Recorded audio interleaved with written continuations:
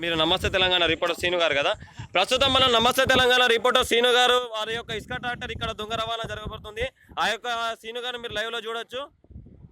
ఈ యొక్క సీను గారు నమస్తే తెలంగాణలో ప్రెస్ రిపోర్టర్ గా పనిచేస్తున్నారు. వారు ఇసుక దొంగతనంగా జరుపుతున్నారు. దానికి ఎవరు అటు వచ్చినా కానీ దానికి తిరగబడుతున్నారు. ప్రస్తుతం నేను కానిస్టేబుల్ చింతకుంట స్టేషన్ లో పనిచేస్తున్నాను. ఇతను నేను ప్రెస్ అనుకుంటా చాలా మందిని భయపడించుకుంటా ఇసుక ట్రాక్టర్ సరుకు రవాణా చేస్తున్నాడు. ఎవరు దిగినా కానీ వారికి నా యొక్క ప్రతాపం ఏందో చూపెడతా అనుకుంటా చూపెడుతున్నాడు. ప్రస్తుతం అతని యొక్క ఇసుక ట్రాక్టర్ డ్రైవర్ గారు కూడా ఇక్కడనే ఉన్నారు. అతని యొక్క బండికి నెంబర్ లేదు. అతని యొక్క బండికి నెంబర్ లేని విషయాన్ని కూడా మీరు అందరూ చూడొచ్చు ఈ యొక్క లైవ్ లో.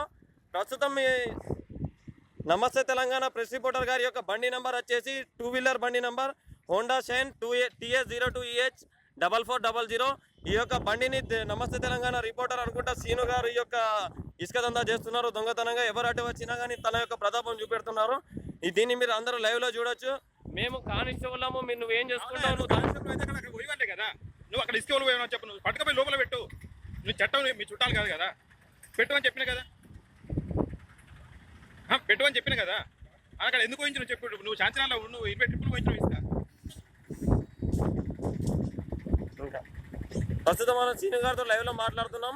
సీను గారు మాట్లాడే విధానం మనం చూడొచ్చు. ఇక్కడ నమస్తే తెలంగాణ రిపోర్టర్ సీను గారు, ఇతని పేరు